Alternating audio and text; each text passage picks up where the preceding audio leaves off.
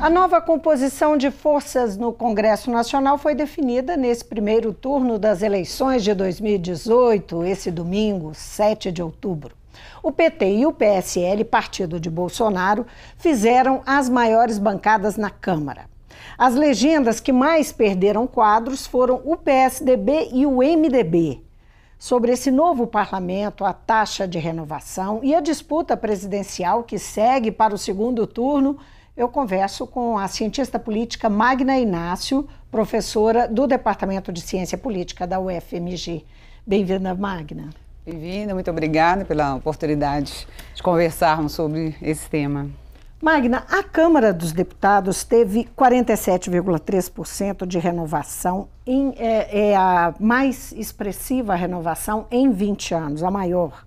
São 243 novos deputados, são estreantes realmente. O que isso pode significar do ponto de vista do funcionamento da casa? Esse é um dado que, de certa forma, nós já esperávamos, porque o ambiente político no Brasil, né, desde nos últimos anos, já reforçava o discurso da renovação política, né?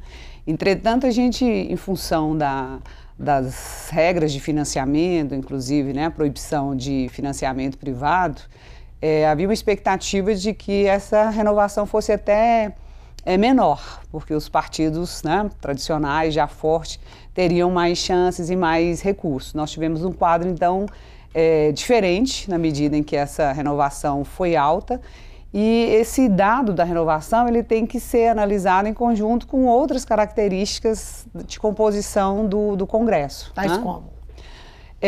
Por exemplo, o nível de fragmentação dessa legislatura. Né? Nós temos uma legislatura que vai ter esse percentual de quase por cento de novos parlamentares, que são parlamentares não necessariamente inexperientes, né? Muitos deles vêm de mandatos nos estados, né? Tem experiência legislativa ou experiência política. Então não são inexperientes, mas a composição da Câmara dos Deputados, por exemplo, nós temos só 2 partidos com mais de 10% das cadeiras, 9 partidos entre 7% e 5% das cadeiras e 20 partidos, né, dos 30 que irão compor a casa, com menos de 3%. Então são partidos muito frágeis, muito débeis e que esses parlamentares eles vão estar atuando de maneira, de certa forma, atomizadas, sozinhos. Né? Agrava a situação? Isso dificulta, né, para esse parlamentar ter uma atuação forte, porque, em boa medida, quando você tem uma bancada, um partido, né, forte, ele tem apoio, ele tem capacidade de atuar na Câmara, por exemplo, propondo leis, sendo capaz, né, de aprovar leis, influindo sobre as decisões do Congresso e na negociação com o Poder Executivo. Então, essa Câmara mais atomizada, né, o Legislativo mais atomizado, ele pode sim significar... isso pode impactar negativamente a qualidade do trabalho parlamentar que vai ser realizado nos próximos 4 anos. Pensando para além do mandato individual, mas os partidos realmente, né? Nós tivemos aí uma perda significativa do PSDB, que tinha 54 cadeiras, 54 cadeiras, depois 49, na mudança... na janela partidária, né? Esse número de 54 é em 2014, quando elege a bancada, e acabou ficando com 29 nesta eleição. O MDB foi outro que perdeu muito, que tinha 65 em 2014, passou a ter na janela partidária a troca, né, quando ali era permitido em abril a troca dos partidos, a troca de partidos, ficou com 51 e agora elegeu apenas 34. E aí a gente tem uma emergência do PSL, que é um partido que tinha um único deputado em 2014, passou a ter 8, em movimentação, né, a campanha de Jair Bolsonaro no início do ano, passou a ter 8 e agora faz 50, soma com esses 8, 44, e chega a 52 deputados. Esse número do PSL e essa condição desses partidos, e o PT, e por último o PT, que tinha 69,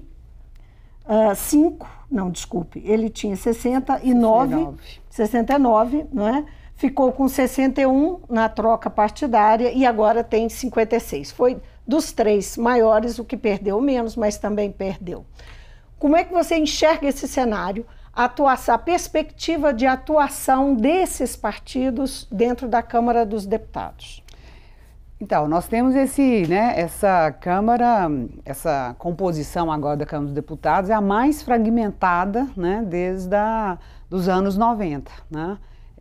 Não só em termos do número de partidos, né, chegamos a 30 partidos na Câmara, mas por causa desse peso, né, muito pequeno de alguns partidos. Então nós estamos basicamente com partidos de médio, assim, na sua grande maioria são partidos médios e pequenos.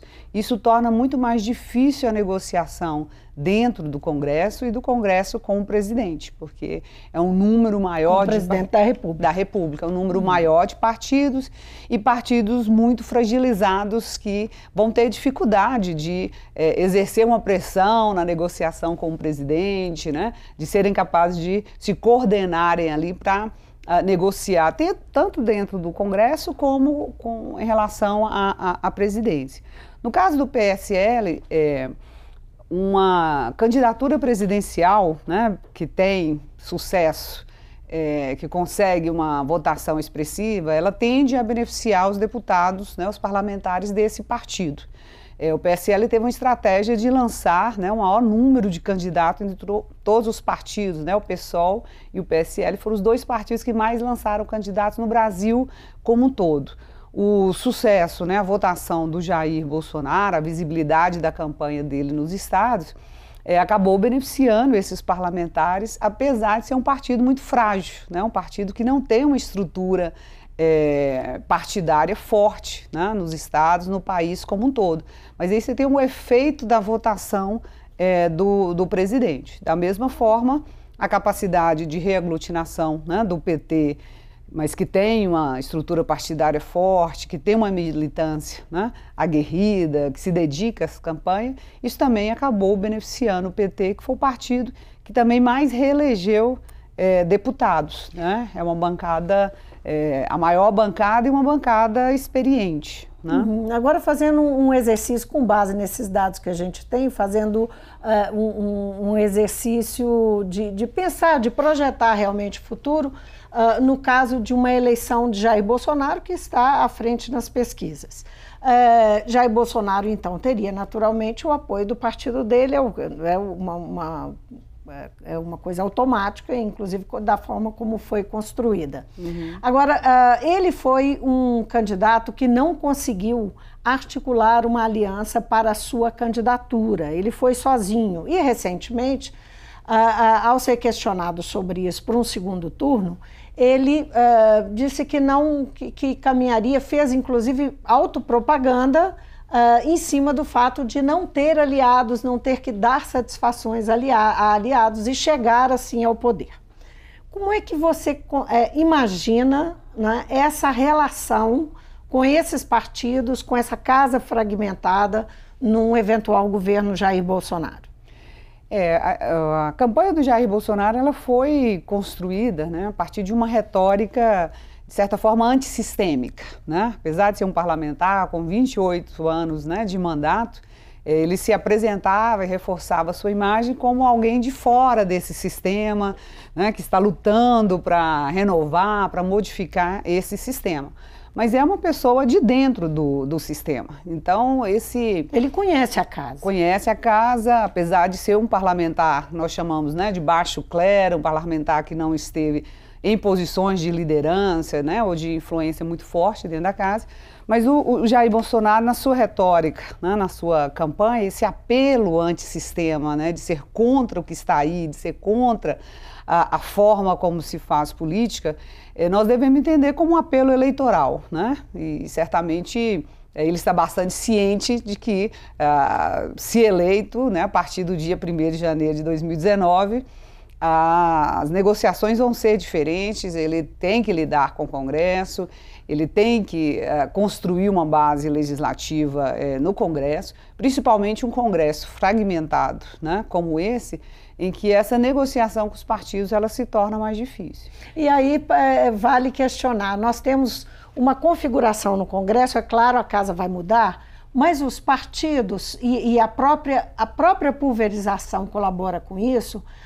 Tem um grande número de partidos que se alia e que é chamado, hoje, de centrão, né? Em outros momentos já foi também, volta e meia ele se aglutina e se desfaz, mas ele tem uma atuação forte dentro do Congresso historicamente. Esse centrão costuma ser partidos de centro-direita, que nós temos aí um histórico recente nos últimos anos. Durante o governo Dilma eles foram importantíssimos para patrocinar as pautas-bomba do Eduardo Cunha, o impeachment, depois a reforma trabalhista com o Temer, o teto de gastos, enfim, que foram mudanças significativas, decisões importantes que foram tomadas dentro do Congresso com a força do Centrão. Como é que você imagina essa relação do Bolsonaro com o Centrão? Só levando em conta uma observação de que o Centrão ficou extremamente forte numa relação que normalmente a gente pensa que o executivo é que busca, né, que dá as cartas, eventualmente, e o que pareceu nos últimos 2 anos que foi o contrário. Sim, o Centrão, né, se a gente pensar os partidos que se aglutinaram, né, nesse bloco durante o período do impeachment, nós estamos falando de 13 partidos, né? E esses partidos, com o resultado de ontem, eles juntos representam aí em torno de 48%, né, da Câmara dos Deputados que vai assumir no próximo ano. Então, um número bastante expressivo, obviamente, 48% incluindo o PSL, né, o partido Jair Bolsonaro. Não é um número que garante maioria, né, mas certamente garante uma boa condição ali para o governo iniciar o seu mandato, se ele for capaz de atrair todos esses partidos. Para além de nós pensarmos aí o peso, né, desses partidos, nós temos que olhar também como que ideologicamente, né, a Câmara vai estar organizada. Com essa redução na bancada do MDB e do PSDB, o centro, né, é o bloco que teve o maior esvaziamento, né? Então, nós estamos aqui fazendo uma conta rápida, nós teríamos aí o centro com em torno de 15% dos votos, a esquerda com 26% dos votos e a direita, né, todo o espectro da direita com quase 60% dos votos, das cadeiras. Quanto? Desculpe. 59% das cadeiras na Câmara dos Deputados, né? Então, isso é a direita. Isso, pegando todo o espectro. A esquerda 26%. 26%. E o centro? Em torno de 15%, 16%. 16%. Né? Então, o Bolsonaro ele vai ter um Congresso que tem um perfil, né, majoritário mais próximo da sua própria aliança, né? É uma candidatura que se apresentou, né, claramente defendendo valores, posições que nós tradicionalmente associamos à direita, né? Então, o Jair Bolsonaro ele tem aí um conjunto de partidos que, embora fragmentados, podem se aglutinar em torno de pautas que são pautas que ele defende, né? Você não tem nenhum, então, preocupação com o aspecto governabilidade? Sim, eu acho que a questão da governabilidade, né, embora exista digamos, um cenário, né, que com a força do partido dele, né, em torno de 10% ontem, e esse contingente aí de partidos do Centrão, né, ele teria uma base possível de construção dessa aliança, né? Mas a negociação com o centro, ela é necessária, ela vai ter que ser feita, né? E aí eu acho que tem uma questão até que antecede, que é importante no caso do Jair Bolsonaro, é de fato como ele vai lidar institucionalmente com essas instituições, né? Ele tem um perfil claramente autoritário, não é? É um perfil político mesmo dele. e defende essa posição. Então, essa é uma questão que se coloca muito em função desse perfil e por ele ter feito uma campanha independente de alianças, né? Chegando ao Congresso com tudo para construir. Daí esse é o questionamento. Eu avalio que os partidos, de certa forma, né, vão estar mapeando o terreno, né, inclusive no sentido de perceber qual vai ser, né, o movimento, a posição do Jair Bolsonaro nesse relacionamento institucional, né?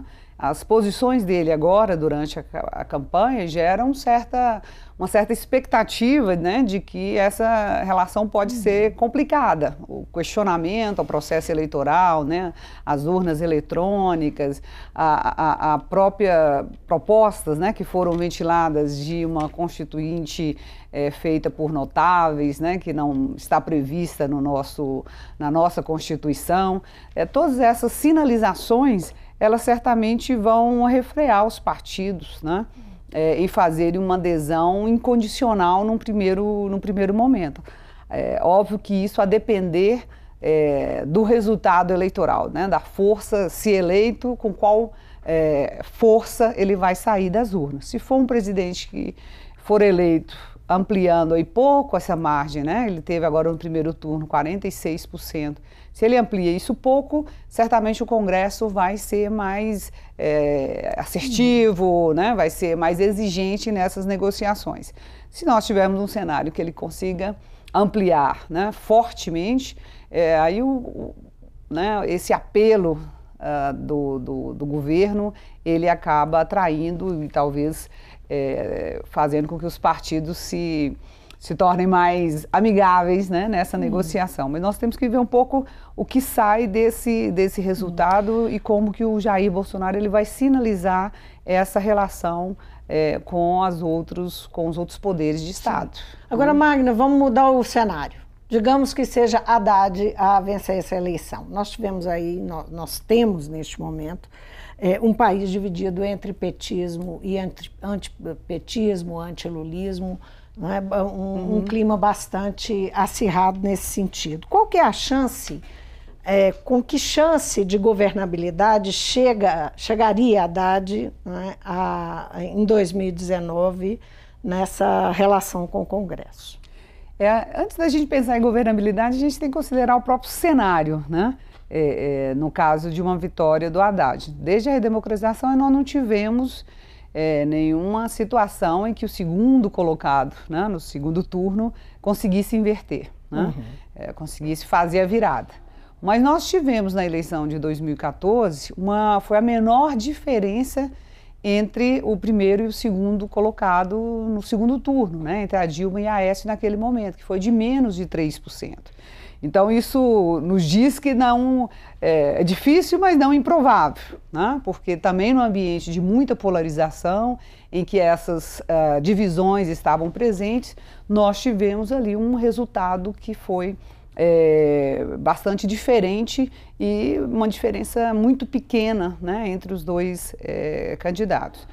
A relação, se eleito, né, as possibilidades do Haddad de construir essa governabilidade, eu acho que seriam maiores, né, no sentido de que o partido, né, o Haddad, ele tem uma posição dentro do partido que não é uma posição típica dos petistas, né? Ele é até considerado o mais tucano dos petistas, né? Verdade. É um perfil mais que se coloca mais no centro, que tem um diálogo, né, com outros partidos. Isso pode facilitar essa negociação, essa relação com os partidos. Mas, obviamente, isso vai depender também de como ele vai estabelecer a relação dele, uma vez presidente, com o próprio PT, né? Essa relação, ela tem sido tensa, né, desde antes do lançamento, né, da escolha do próprio Haddad como a pessoa que substituiria, né, o Lula se fosse declarado inelegível, como ocorreu. Essa relação ela é bastante tensa e certamente nesse caso o Haddad vai se ver diante da situação de priorizar o governo, né, e não o partido.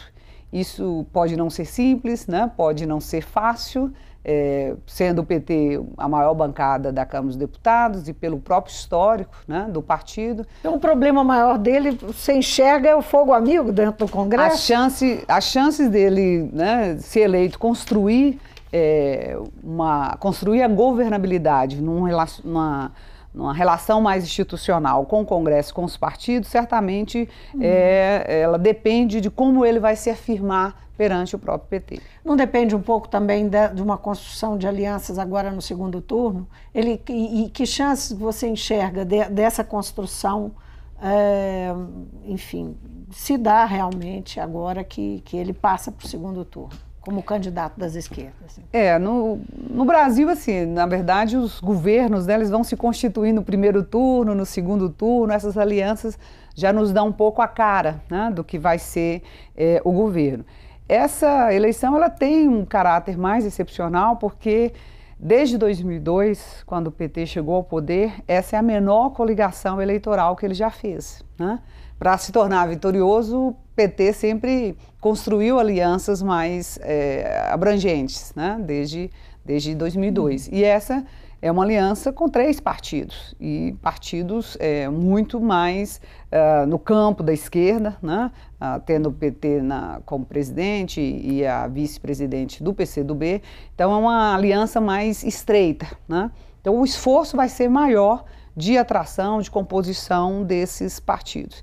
A grande aposta, né, do PT, e certamente a única possibilidade de construção, né, de uma aliança mais ampla já no segundo turno, é por meio do discurso de defesa da democracia, né, de uma contraposição do que significa a candidatura Bolsonaro em termos da continuidade ou do tipo, né, de democracia que nós teríamos, frente a uma opção mais comprometida com a democracia, com a diversidade, com as instituições, né?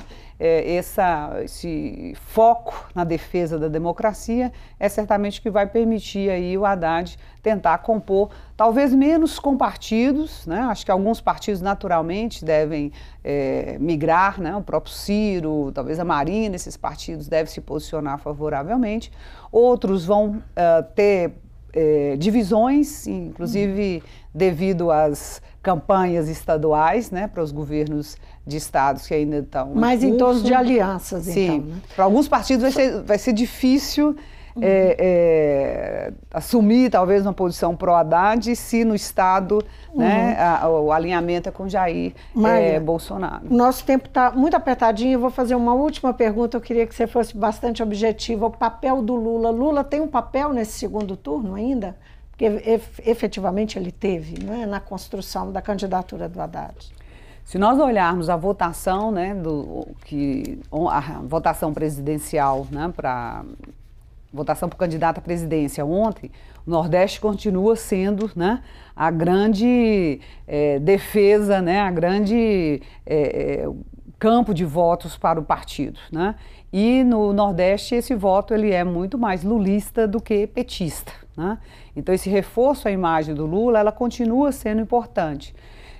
O desafio do Haddad vai ser como equilibrar isso, porque a imagem do Lula eleitoralmente tem força, já demonstrou isso, mas tem um peso também muito forte, muito negativo em termos de rejeição, né?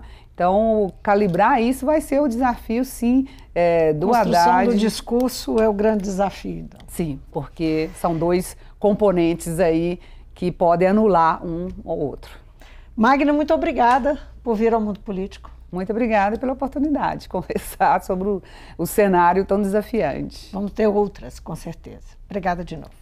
Eu conversei com a cientista política Magna Inácio, professora do Departamento de Ciência Política da UFMG. E essa entrevista é parte da nossa cobertura eleitoral. É a TV Assembleia nas eleições com todas as vozes. Obrigada pela companhia e até o próximo programa.